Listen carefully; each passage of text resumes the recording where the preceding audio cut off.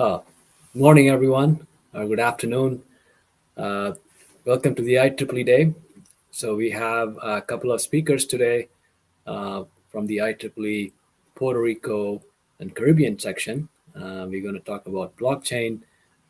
First, I will talk about the blockchain initiative, and I'll give a very quick overview of blockchain technology. And then we have Christian Melendez who will join and talk about some of the things that he's working on in the Puerto Rico and Western Puerto Rico section. So let me start with my presentation.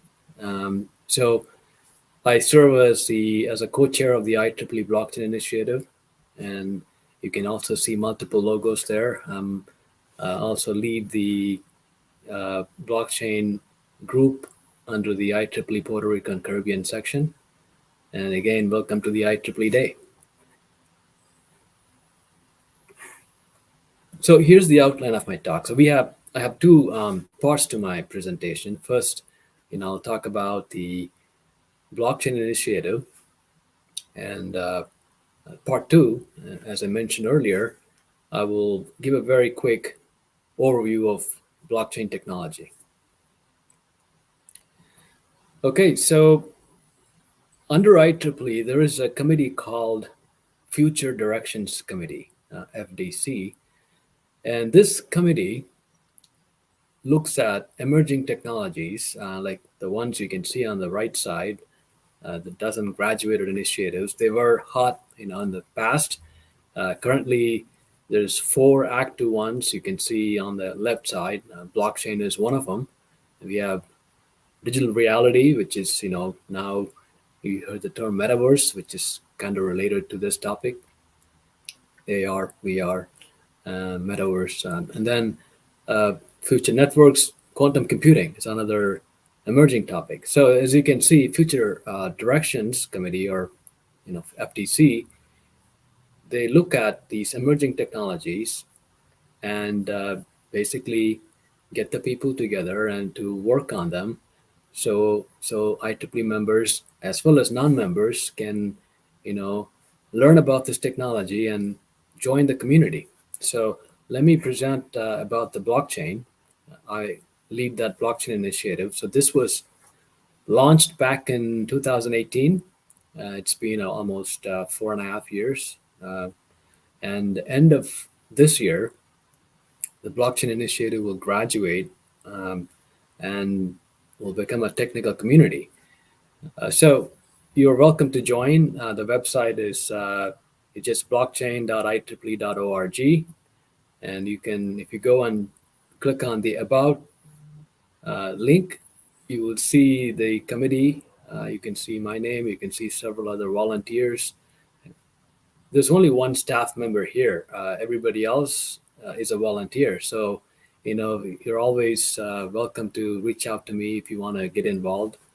And that's why I mentioned this point. Like you can see, almost everybody you see except one person is actually a volunteer. So it's a volunteer-driven committee activity. So please do reach out to me. I do have my LinkedIn and email address on the last slide, so you can reach out to me. And you can just search my name on LinkedIn. You will find me there as well. Now, let me go through some of the things that we do under the blockchain initiative. So maybe you want to get involved in some of these. So one of the main things we do is events, conference and events. So we've been organizing summits and events since 2018. You can see we did the IEEE Global Blockchain Summit, or about 250 people at that event. And again, we did one in 2019, around the same, before the pandemic in February 2020. At Boulder, we organized an event on blockchain for transactive energy, how blockchain could be used for, trading energy. So I have more details on that later on. I'll share more about it. And then during the pandemic, we quickly switched to virtual series. You can see we did like a year-long virtual series. And then, by the way, all the content from these events you can find on our website, the recordings. Now, I will talk about the bottom one later on. Let me move on to the next topic, which is actually the global emerging tech or global, we call it Get Blockchain Forum. It's happening. It's coming up in November. So please check out the website. It's right there. It's just getget.blockchain.ieee.org. So we received over I think 80 some papers, research papers. We have like about five tutorials on different topics on blockchain. So please check out the website, and the registration should be up sometime this week. So please sign up, and there's going to be some state of the art research from researchers all over the world. Will be presented, as I said, tutorials, workshops, and so on. So currently, we have several educational modules on like designing blockchain solutions and blockchain and ethics. So you can check out on our website blockchain.ieee.org and click on the education tab. You will see some of this content and podcasts. So we started doing podcasts about a year ago, and I average like one podcast per month that we publish. And you can check it out. And we also have technical briefs. So these are like about 5 to 8 articles. We combine them and we publish on a quarterly basis. So as of now, we have Q1 and Q2 on our website, and Q3 and Q4 in the pipeline. So these are articles that anyone should be able to follow. In the sense, it's at a level where I should say more like intermediate level, where you can follow the discussion, and it's lighter than like a research paper. So standards. So we have several standards working groups, almost 60.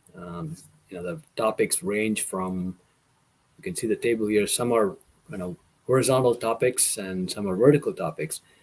See, blockchain is a technology that goes into many areas. So you can see on the right side, for example, the use of blockchain for energy and blockchain for IoT, blockchain for healthcare, blockchain for fintech, and so on. So we have several working groups, as you can see the list here, focusing on these vertical areas. And also, blockchain could enable some other applications that have horizontal impact. For example, identity. So we have couple of working groups focusing on identity and governance and smart contracts and so on. So again, it's pretty easy to find this information.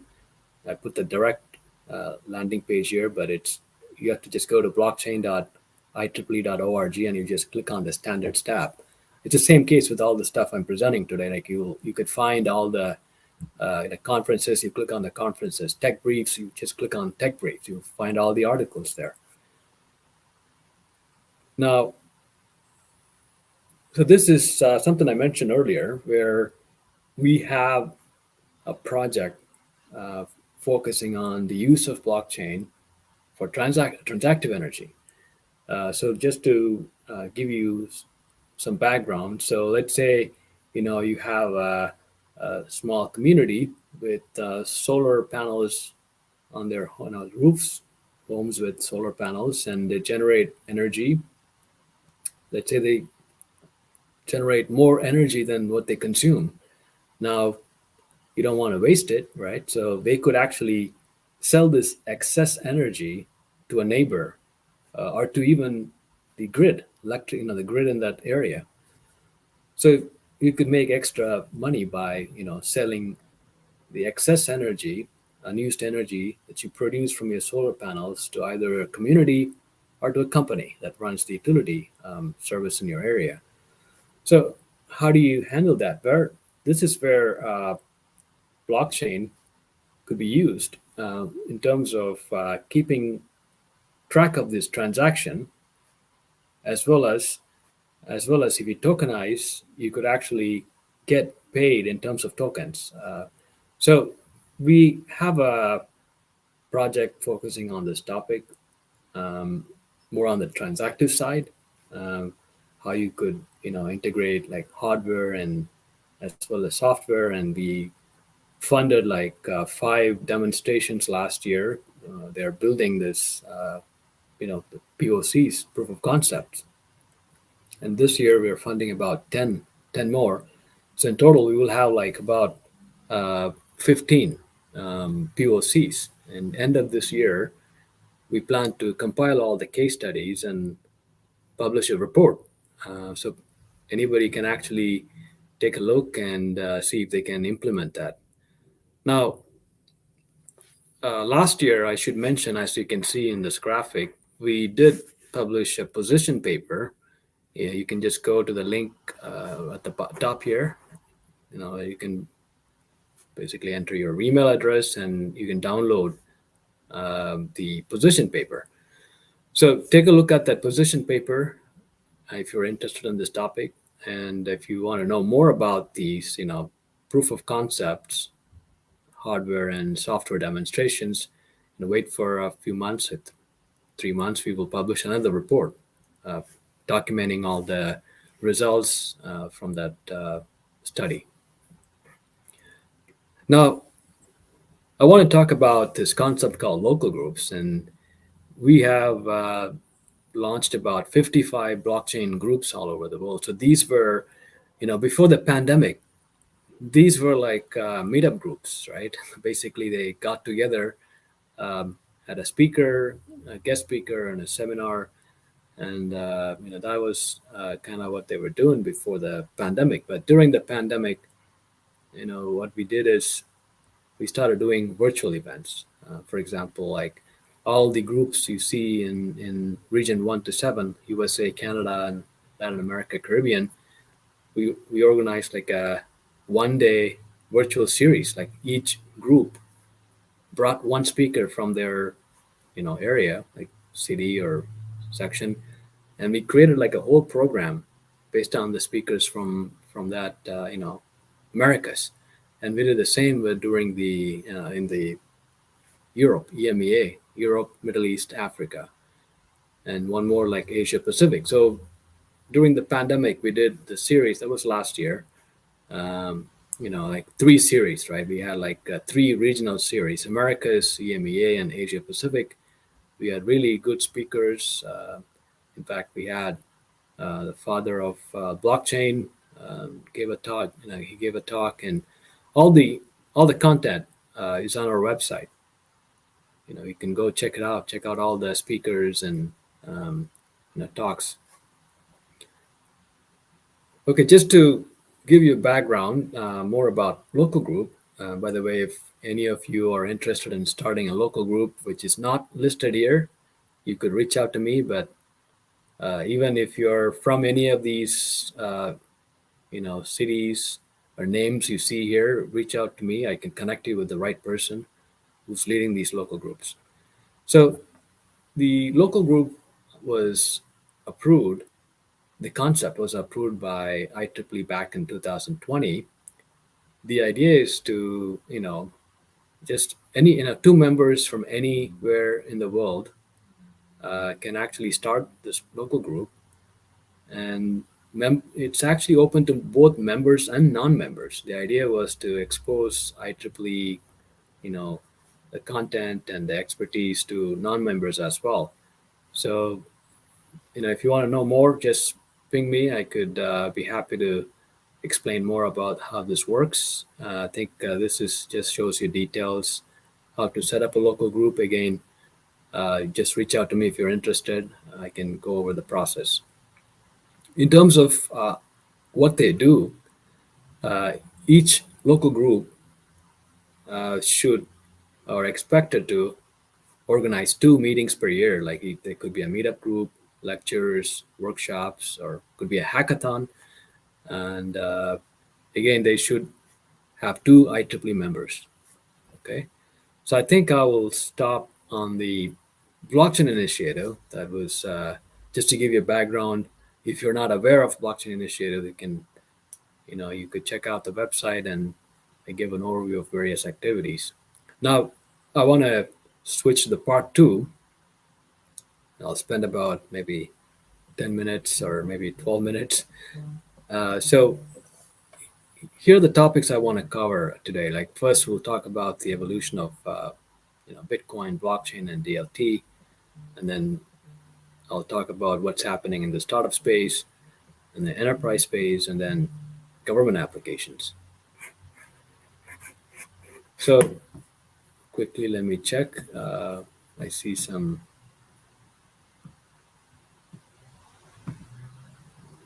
Okay, let me move to the next slide. So this slide shows the evolution of, starting with Bitcoin. Bitcoin was launched in January 2009, and it set the stage for this new field called blockchain. And Bitcoin inspired the launch of many currencies. Essentially, it's a digital cash, and it's set the stage for, as I said, many other digital currencies, which collectively they're all called as cryptocurrencies. That's, you can see the first circle in yellow color, it's called blockchain 1.0. And then around 2005, or sorry, 2015, several blockchains were launched, like Ethereum was launched, and there was Corda for banking and Hyperledger for enterprise. That's that happened in around 2015, and that's called the blockchain 2.0, or that's one way to look at it. It set the like a second phase of this field, blockchain 2.0. And then the third phase is where a lot of these solutions like scalability solutions, interoperability solutions, they were all launched primarily to address the limitations of blockchain 2.0. Like Ethereum was not scalable, so there were many solutions proposed to address that. And also interoperability, like some of these blockchains, you can't really, take data or even logic from one blockchain to another blockchain. So these solutions like Cosmos and Polkadot, they try to address and create interoperable interoperability between different blockchain systems. So that's like one way to look at it is like how this field has been evolving. Essentially, everything started with the launch of Bitcoin, and then programmable chains like Ethereum, and then finally third phase is some of these solutions to address the limitations of blockchain 2.0. So some of the terminologies that you would hear in the space, are sometimes could be confusing. So I try to put that in a graphic here. So you can see DLT is a generic term. DLT stands for distributed ledger technology, and which is basically a distributed database that is shared among multiple participants, and it can be updated through a consensus mechanism. So this may sound too technical, but let me make it simple. We all use, I think most of us use, Google Drive, where you can share, you can create a doc and you can share it with multiple people. That's actually a distributed database. The difference here is, to be able to make any change to the Google Doc, let's say you need approval from so many people, then that's where the consensus comes in, right? Let's say I create a Google Doc and share it with 100 people, and any change I make, let's say 51%, 51 people out of the 100 people must approve that change. Now we are adding some rules to it. To the that's a consensus mechanism. So that's a simple way of looking at what these terms mean, but blockchain is pretty much what it that's what it is. It's a database that's shared among multiple participants. In order for you to make any change, there's a consensus mechanism that governs the change. The participants must approve the change. And that's DLT. And now blockchain is basically a subset. Blockchain and DAG, these two are subsets of DLT. And on the next slide, I have some info on those two things. So you can see blockchain is basically a linear data structure. Remember, DLT is basically a distributed database. So now blockchain is basically a specific type of DLT where the data is linked. We call them blocks. Each block consists of a batch of transactions.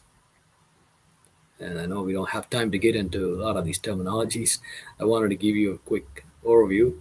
So, uh, blockchain is basically a chain of these blocks, and each block consists of a chain of a batch of transactions. Now, if you look at the other type we have, DAG. DAG, basically stands for directed acyclic graph, and you can see the interconnection of data. Here, it's a graph. It's not linear like blockchain. We use the term graph to describe it. So these are the two types of DLTs you would come across in the blockchain space. Or I mean, blockchain, DLT, DAG. These terms are interchangeably used, but I wanted to clarify that on this slide. Now, let's look at what's happening in the startup space. So, startups are using some of these blockchains you see here, like Ethereum and even Bitcoin, and building so many applications on top of it. And some of those include like DAO, decentralized autonomous organization, NFTs, non fungible tokens, and you have DeFi, decentralized finance, and we have games and metaverse. Games in this case, when you play a game, you know, you get tokens, and these tokens have some market value. So that's why it's called play to earn or P2E games. And now metaverse, there's a lot of projects like Decentraland and Sandbox. They're all building, metaverse based on blockchain tokens and assets. Okay, now this graph shows companies that are using blockchain for enterprise applications. You can see some of the big brands here looking at uh, capital markets, Citibank, and so on, and supply chain. Supply chain is where you could track a product through the whole supply chain from the source to the store. This is very important in the case of pharmaceutical industry. You really want to know the medicine that you're getting is coming from this company, right? Whatever, Johnson and Johnson or whatever. So blockchain could be used for tracking, you know, products to the entire supply chain.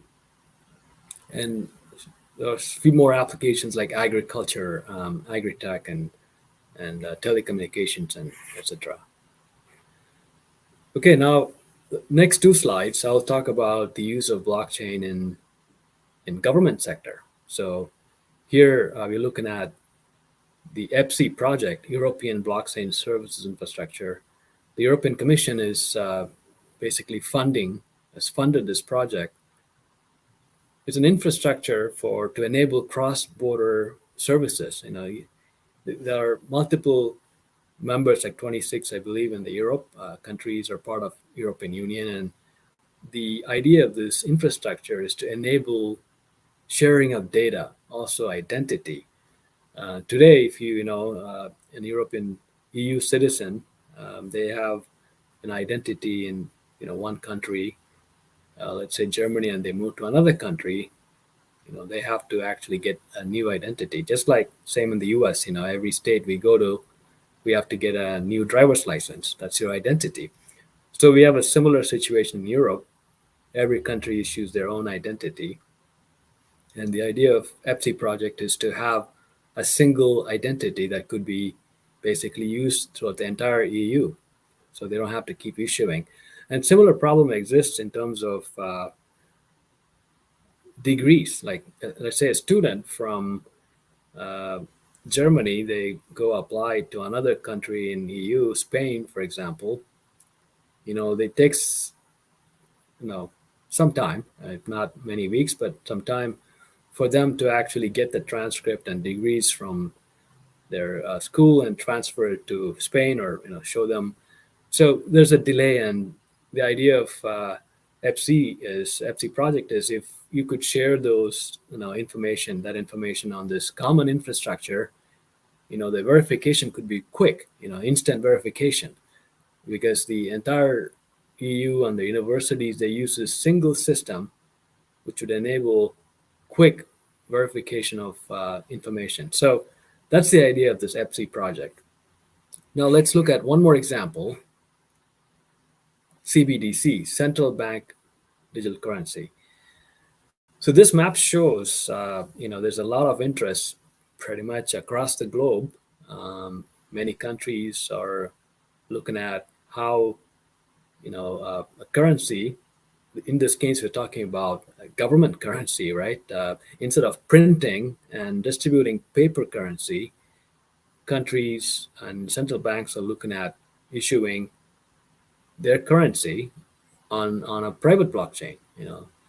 So this has many benefits, depending on which side you are on. You could, get paid quickly, and also the governments can actually collect taxes before you get paid. That's another consequence. Uh, so yeah, this is also happening, and right now, a couple of countries are already ahead of this. For example, Bahamas, they issued sand dollar, and there's also another country in Africa. I think there's a couple of countries. You can check out the link, cbdctracker.org, and you can see the progress of some of these pilot projects. So I think that's my last slide. Let me go to the contact information. So you could email me at dr.ramesh.ramadas@IEEE.org. Also, please, you can reach out to me through LinkedIn. That's my LinkedIn right there. Let me see, any questions, comments?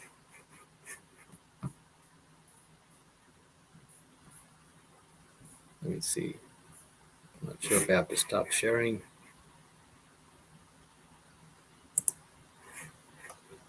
Okay.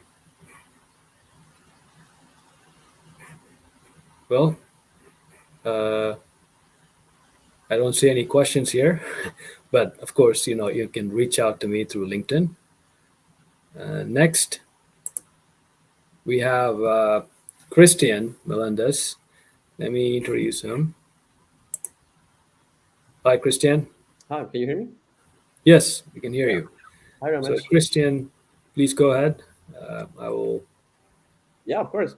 So, hello everyone. My name is Christian Melendez. I'm a software engineer from the University of Puerto Rico. Currently, I'm doing my master's degree in computer engineering in the University of Puerto Rico.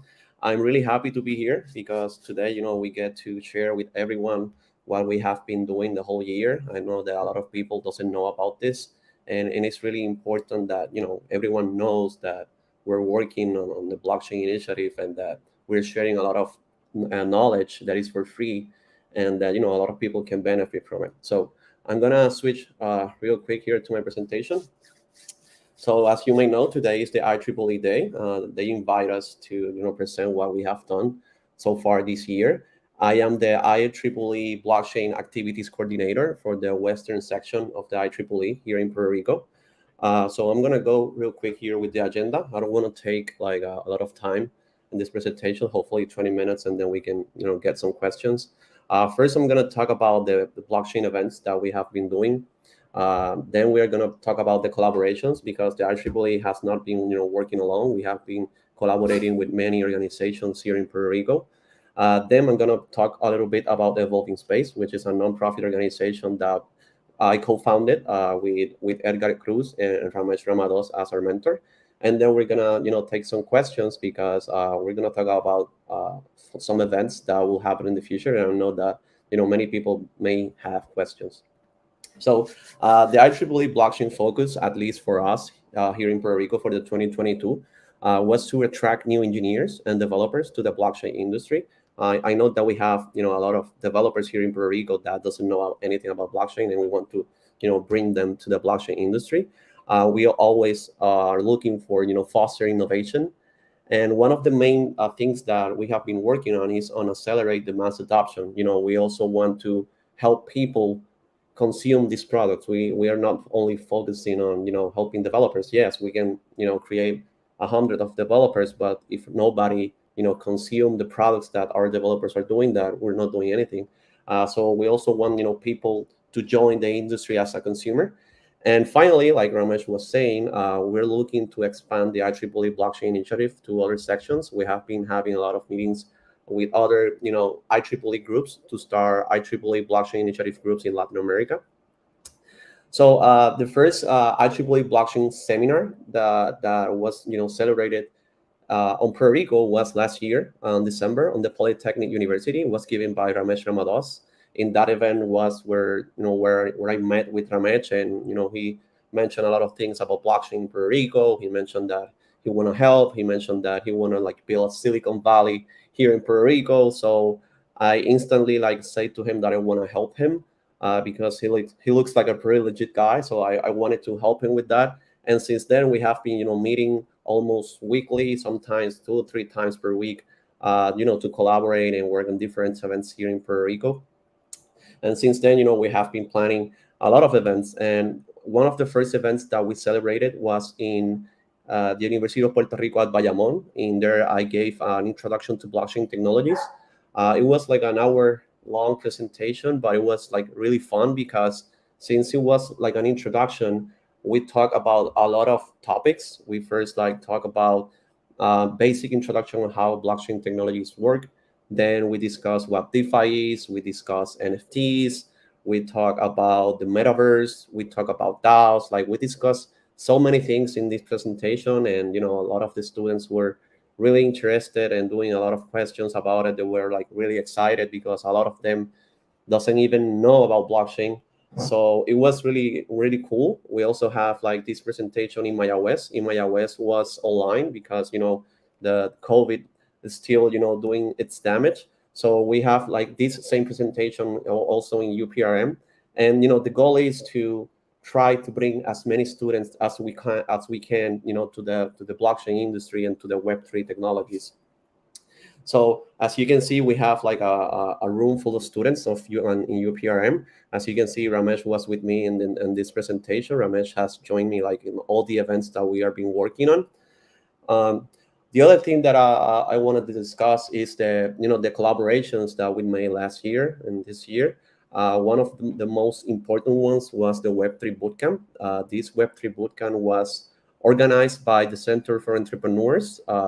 They contact us that they wanted like mentors and people with the skills to provide blockchain courses, and that's like when we like join forces for this bootcamp. We created two different curriculums. One was for foundations and one was for development. Basically, the foundation one was for people without knowledge of development. Basically, as I mentioned before, people that will consume these products in this course. Basically, we taught them how to use your wallet, how to interact with different apps, how NFTs works.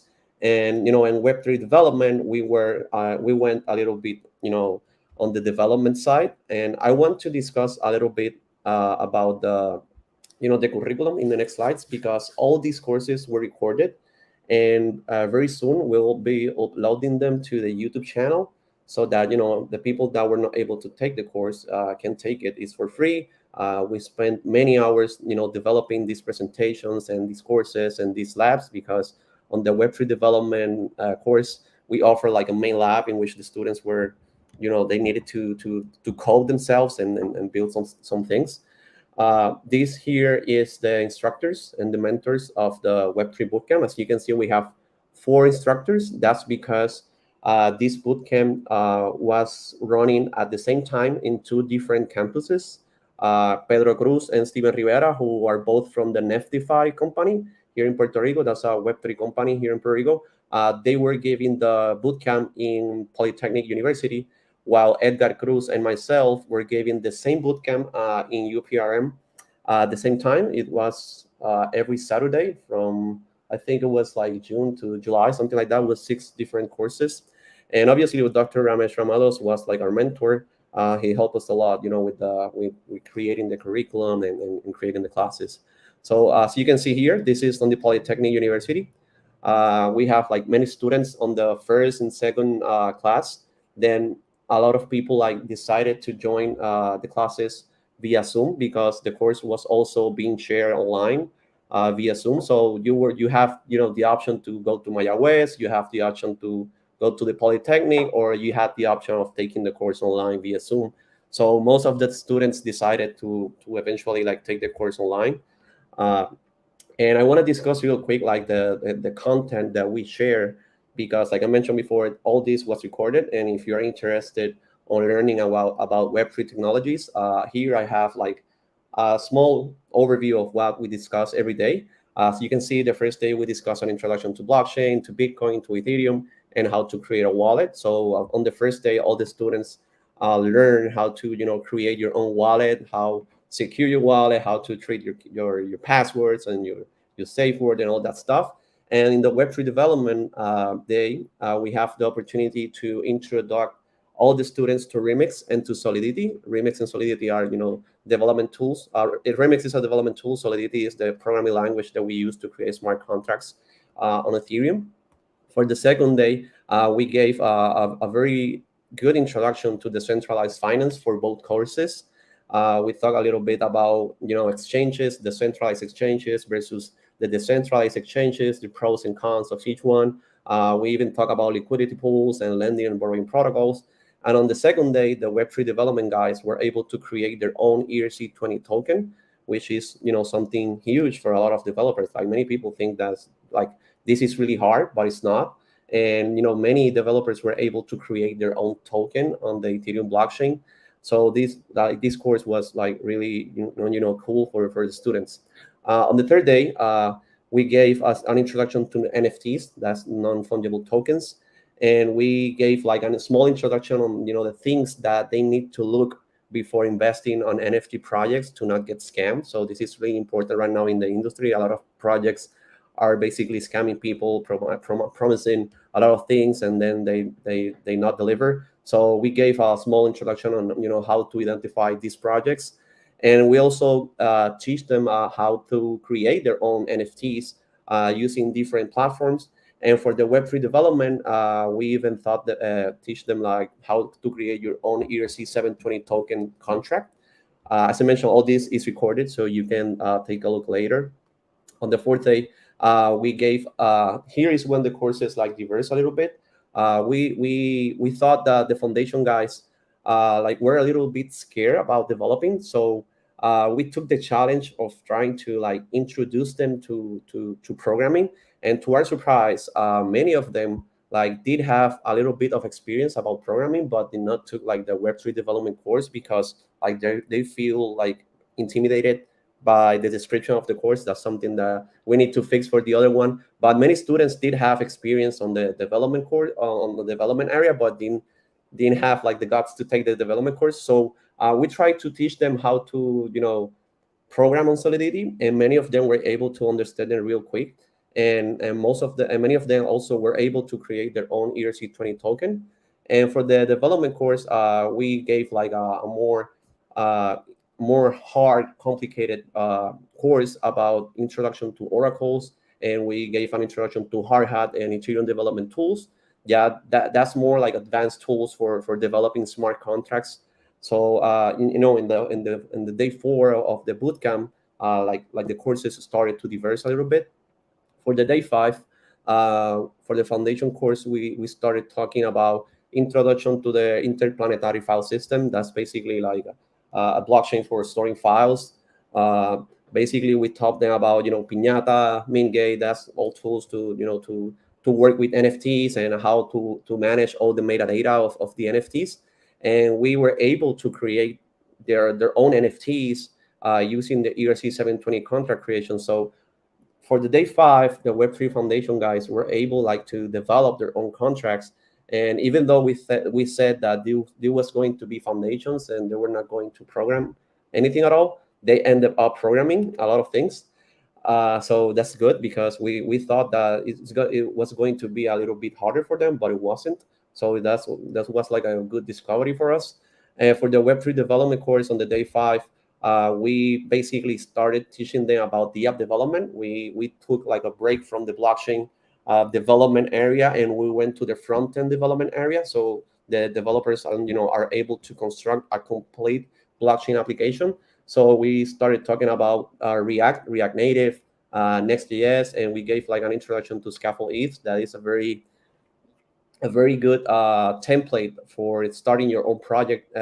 This help you like to get started real quick. They gave you like a big boilerplate with a lot of things that are already fixed and prepared for you to start your project.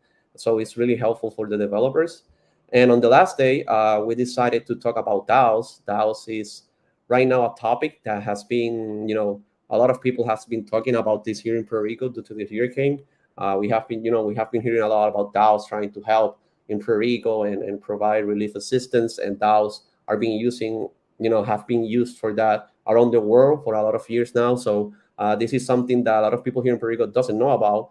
And here in this day 6 course, we talk a little bit about this.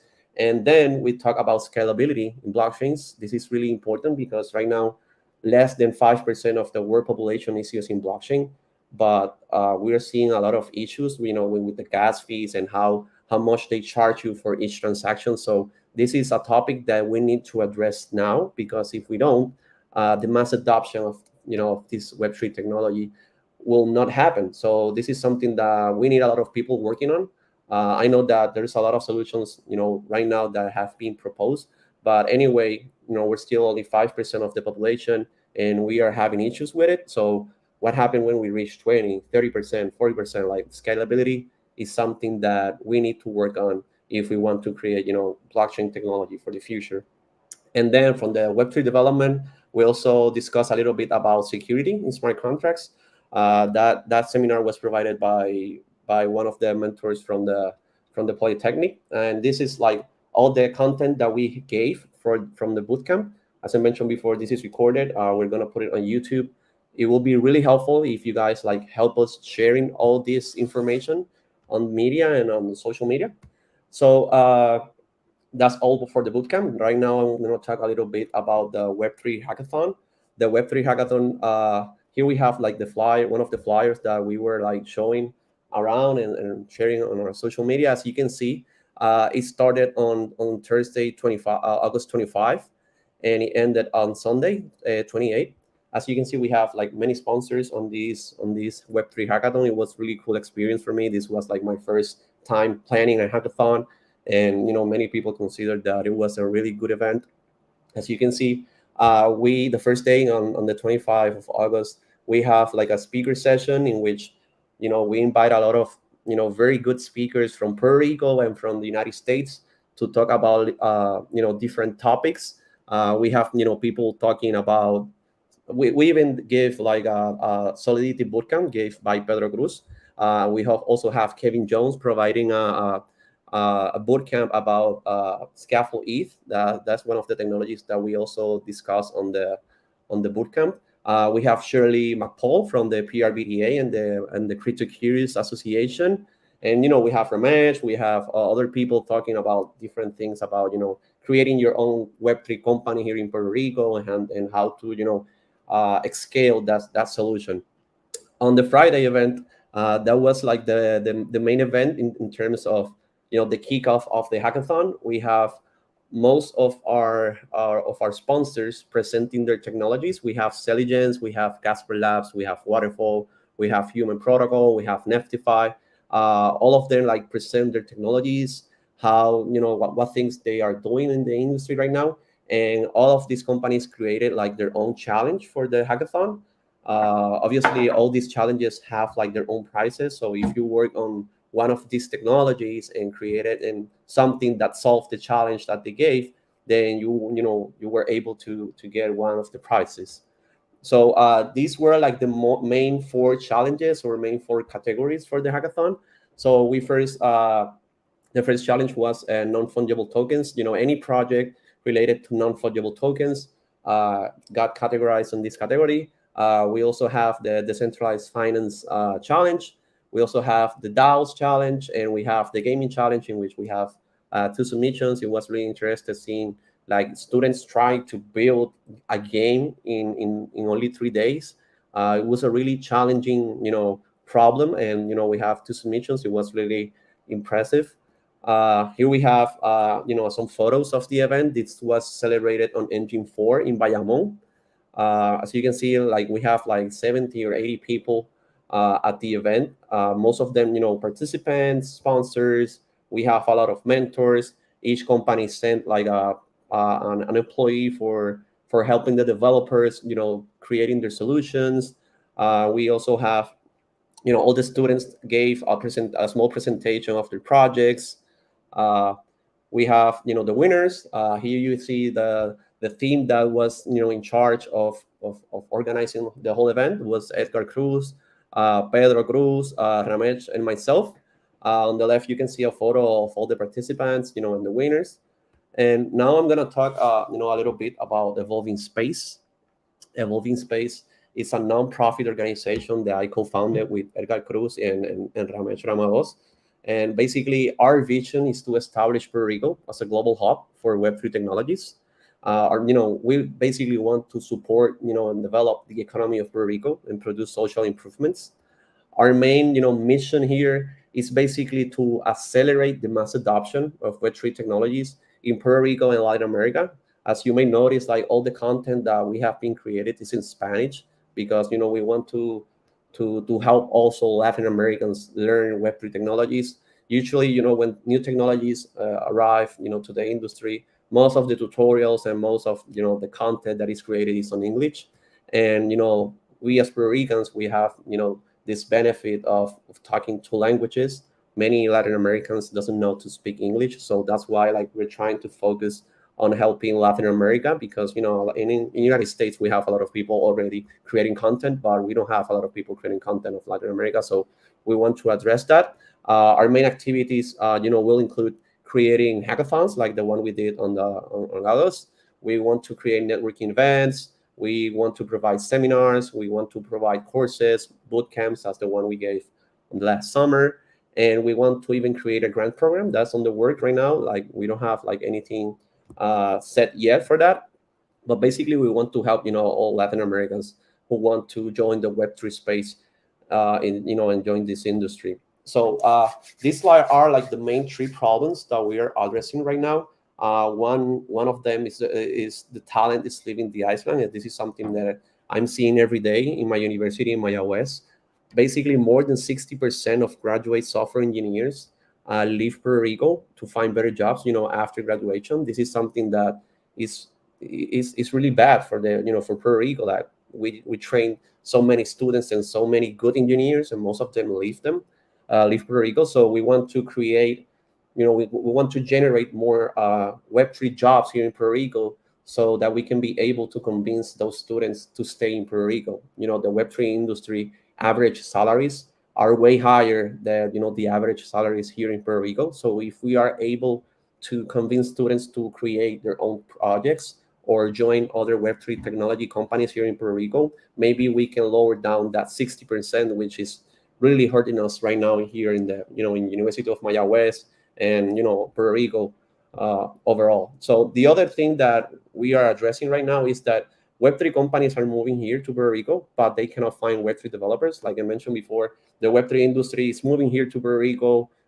We have a lot of demand for developers, but these companies are not able to hire developers. What they're doing is that they're bringing employees from the United States to the island, and we don't want that, right? We want Puerto Ricans to get these jobs. So all we have to do is to train them, and these local companies will come and hire them. Like in the hackathon, we have like 8 different companies looking to hire Web3 developers. Like all of the companies were into us, trying to get the resumes. Like it is really clear that it's a high demand of Web3 developers in Puerto Rico, and we want to address that.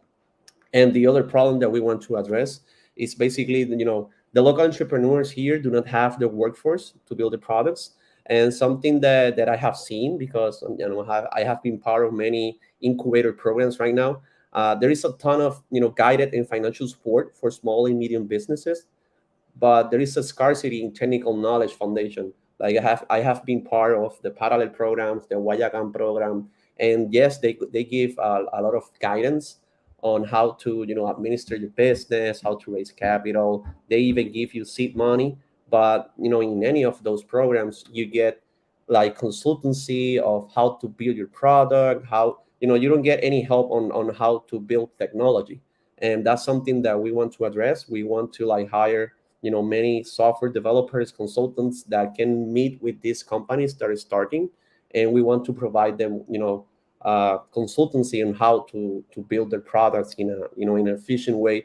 Since when you're a startup, you need to be you need to build your products as efficiently and waste the less money you can. So this is really important that we address this. So what we are proposing right now, basically education. Education is one of the most important things that we need to do. Like right now, creating curriculums for blockchain technologies in the universities will take a lot of time. Maybe can take 2 to 3 4 more years maybe. So if we are waiting for the universities to create curriculums for blockchain technology, we're going to be late to join this industry. So we need to address this now. Also, we want to connect students and professionals with recurring local businesses and corporations. As I mentioned, there is a lot of Web3 technologies in Puerto Rico. They are not able to find developers. We want to help them find those developers. So that's why we are trying to create these events in which the companies come to our events and recruit people. We want to generate jobs basically. As I mentioned, we're gonna do networking events. So we're gonna organize action-oriented gatherings to create experiments. And business development, as I mentioned, we want to support local Web3 companies and projects by providing consultations and marketing services for mass adoption. So this is like our 2-year action plan. Obviously, this is suggested to a lot of changes. But so far, the most important thing is that the next event that we are planning is the Blockchain Week Hackathon. That's going to be on December. I'm not going to give you a lot of information about the hackathon because the official press release about this event will come out like in a few days, and then you will have like all the information. We need to address some finishing some last finishing touches. And as you can see, for the 2023, we want to create like a certification program. Obviously, all this content will be for free. We also want to give another Web3 bootcamp on the summer. We think that the last bootcamp on the last summer was really helpful for a lot of students. We had like 150 students on that bootcamp. A lot of people benefited from that content. And what we want to do is like to keep creating hackathons, events, incentivizing the Web3 industry. So as you can see, the round two is going to be on December. I'm going to share a little bit of information about that, next week. This is something that we want to work on. As I mentioned, we want to attack directly the students on the universities. So right now, we have a student chapter already created on Maya West. And what we want to do is to create different student chapters in different universities. Right now, the first 4 universities that we want to target are the University of Puerto Rico at Bayamón, of Rio Piedras, and Polytechnic. That's because these are like the main 4 universities that create software developers in Puerto Rico. And what we want to do is like to assign a budget to each of these universities so that the students and the members of these student organizations can create events and seminars and invite speakers to the university. And basically, we want to create small communities in these different places. For example, in Maya West, I know that we have a lot of activity in San Juan and in the metropolitan area. We have a lot of events every day. We have a blockchain or Web3 event in Puerto Rico. We have Crypto Mondays, NFT Tuesdays. We have activities like every day of the week, but in the west side of the island, we don't have anything. And this is something that we want to change. We want to like create a community of Web3 developers in the west side of the island, because Maya West is the university that's creating the higher amount of software developers right now. So this is really important that we address this. So this is our team. As I mentioned, I am the co-founder with Edgar Cruz, and as you see, Ramesh Ramados is like our main advisor. He has helped us a lot, connecting with people, getting speakers for our events. He has been like really helpful. Edgar Cruz is also an MBA student at the University of Maya West. He's a mechanical engineer, and myself that you already know me. These are like our main collaborators so far. We have many other companies that are really interested in working with us, but so far these are like the ones that we're focusing on. And we have this Gitcoin grant. We have like last week, we have Fiona and the hurricane. We have a matching grant. Gitcoin was giving like if you provide us, for example, if you donated $1, Gitcoin was going to donate like $20. But we lose that opportunity due to Fiona and the hurricane. But if you want to donate to our organization, you can donate through the Gitcoin. You have like the QR code right in the screen, and that would be all for me. If you have any questions, here are all my socials. On the left, you have the socials of Evolving Space. If you scan the QR code, you will be able to see even a video on YouTube of how to donate with us for us. We have the Discord. On the Discord is where we'll be running our next hackathon. We are trying to create a community on Discord in which we can announce every event of Web3 in Puerto Rico. We are trying to connect companies with the developers. So if you're looking to start on the Web3 industry here in Puerto Rico, I really recommend you to join our Discord server. We're working really hard on it. We want to create a community in there. So if you want to, for example, share your project, you want to find collaborations, find developers, that's the Discord that you should go. And if you want to follow me, here is my link tree. You will find all my social medias in there. And I think that's it. So I think that now we can have questions if anyone have questions. I don't see any questions in here. It seems like we have 2 minutes left. So I don't know if now's the time, guys. Okay, I don't see any questions. So Ramesh, you're in mute.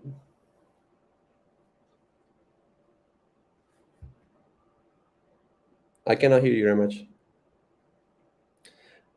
Anywhere to sign up? Sorry, I'm Yeah, back. yeah. Yeah. Yeah, Jose. We haven't, for the hackathon. We haven't shared any official information yet. But this week we will share the information of the hackathon. Obviously, when you receive that, obviously we will create a dev post for the hackathon. Anyway, if you guys want to see the projects of the last hackathon, you can go to this site. You can find it on dev post. You can type Web3 hackathon Puerto Rico, and you will be able to see all the projects. Here you have the project gallery. Here you have all the submissions. In here, you can even contact the developers. As you can see, we have a lot of info about each project that was developed on this hackathon. And pretty soon, we will create another dev post for the new hackathon. And in that dev post, you will be able to register. And here, over there, you will find all the instructions to participate. So you can see we here have the link tree. If you want to know anything about evolving space, here we have all the links that you need to know. And here we have the Web3 Bootcamp tool if you want to understand a little bit about that. So yeah, I think that's everything. Thank you all for coming here and see our presentation. And that's it. I don't know if Ramesh, you want to say something else before we end up the call. No, I'm good. I know they could reach out to us through LinkedIn.